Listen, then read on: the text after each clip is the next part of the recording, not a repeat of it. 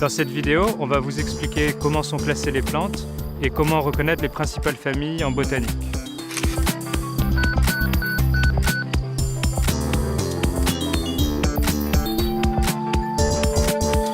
Toutes les plantes ont un nom d'espèce en latin, mais elles appartiennent tout aussi à une famille plus large.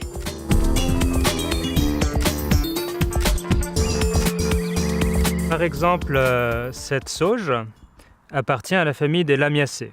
Les Lamiacées, c'est assez facile à reconnaître. La plupart des botanistes arrivent rapidement à reconnaître une Lamiacée en un clin d'œil. Alors, premier critère, en fait, on reconnaît tout de suite que les feuilles sont opposées. Vous voyez une feuille, l'autre en face. Deuxième critère, la tige des Lamiacées est presque toujours carrée. Ensuite, vous remarquerez que les fleurs sont portées en petits groupes, qu'on appelle généralement des glomérules. Voilà le glomérule tout en haut qui porte là une fleur. Ensuite, si je la retourne vers vous, première chose qu'on remarque, elle a une symétrie bilatérale. Deuxième chose, si je tire sur un pétale, toute la corolle vient et on voit bien qu'à la base, les pétales sont soudés. En fait, ici à l'origine, chez cette fleur de Lamiacée, il y a 5 pétales qui sont soudés tous ensemble et ils forment 2 lèvres, une lèvre supérieure et puis une lèvre inférieure. La lèvre supérieure, en fait, c'est 2 pétales soudés, la lèvre inférieure, c'est 3 pétales soudés. Ce type de corolle, ça a un nom bien particulier en botanique, on appelle ça une corolle bilabiée, à 2 lèvres. Quand on regarde au fond du calice des fleurs qui sont déjà passées, où il n'y a plus la corolle, on voit généralement 4 petits compartiments, ou 4 petites boules, tout au fond du calice. On dit que l'ovaire est divisé en 4. Si je récapitule, il faut avoir des feuilles opposées, une tige carrée, une corolle à symétrie bilatérale, à pétales soudés, bilabiée, et puis au fond du calice, l'ovaire divisé en 4. Mais alors attention, pour avoir une Lamiacée, il faut que tous ces critères soient rassemblés ensemble. Il ne suffit pas d'avoir une fleur à symétrie bilatérale pour être une Lamiacée. Il y a plein d'autres familles qui sont comme ça. Donc, pour la culture générale, les Lamiacées, c'est une très grosse famille, une des familles les plus importantes en France, mais aussi au monde, avec plus de 7000 espèces. La plupart sont aromatiques.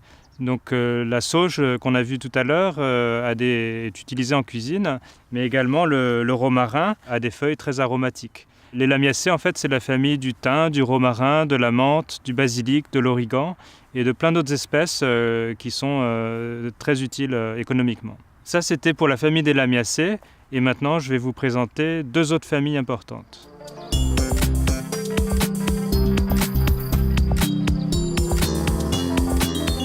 Ce qui saute aux yeux chez cette espèce, c'est son inflorescence.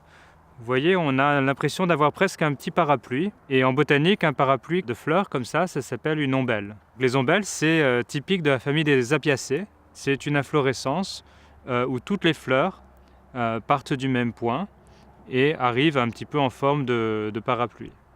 L'espèce que j'ai choisie là, c'est le fenouil. Et le fenouil, comme beaucoup d'Apiacées, ça se reconnaît aussi par les feuilles extrêmement divisées. Vous voyez, là, ce que j'ai dans la main, c'est une feuille qui est tellement divisée qu'on n'a presque plus de folioles.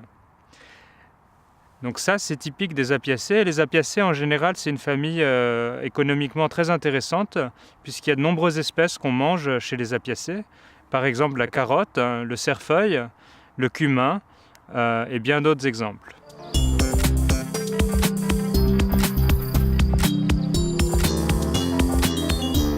Autre famille incontournable, les Astéracées. Donc vous avez probablement reconnu ici la pâquerette.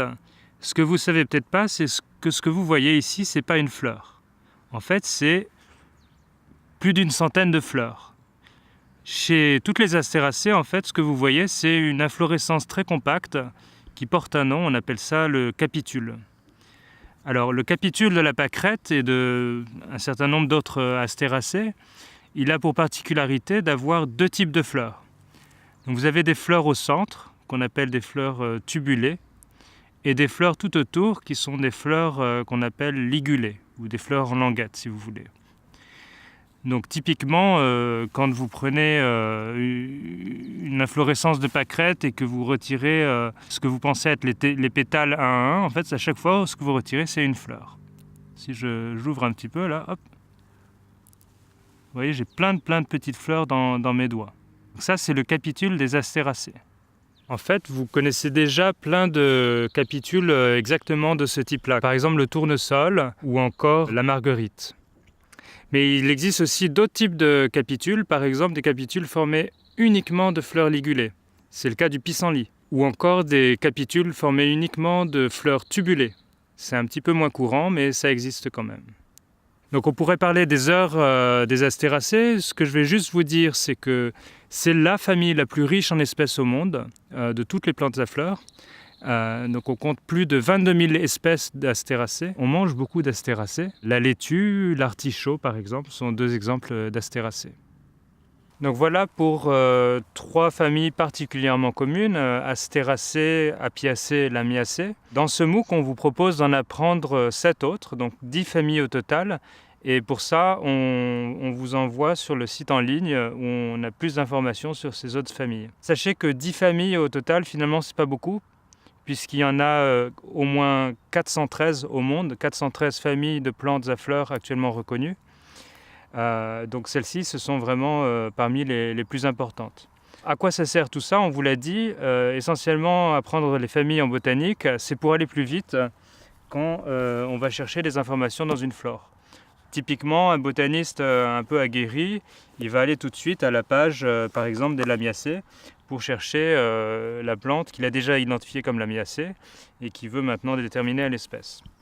Quand vous commencerez à utiliser des flores, certaines flores imprimées, mais également certains sites web, vous vous apercevrez probablement qu'il y a quelques incohérences. Typiquement, tous les ouvrages ou toutes les sources que vous regarderez n'utilisent pas forcément les mêmes noms, et notamment les mêmes noms pour les familles. Le message important ici, il y en a 2. Premièrement, c'est pas très grave, il existe des synonymes, des dictionnaires qui vous permettent de passer d'une famille à l'autre. Et en fait, la plupart des familles principales, celles qu'on vous a montrées aujourd'hui, elles n'ont pas changé de nom. Donc il ne faut pas vous inquiéter.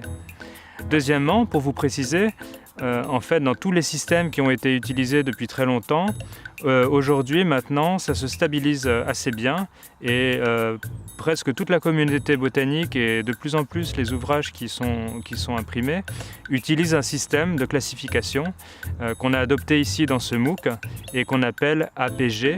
Alors A pour Angiosperm, P pour Phylogeny et G pour groupe. Donc c'est le système du groupe de phylogénie des angiospermes qui est basé uniquement sur l'arbre phylogénétique des familles de plantes à fleurs. En résumé, aujourd'hui on a vu 3 familles principales de plantes à fleurs, les Lamiacées, les Apiacées, les Astéracées. On vous a appris à reconnaître les principaux critères pour pouvoir reconnaître ces familles. Il en existe beaucoup d'autres. On vous invite pour cela à aller voir sur le contenu en ligne.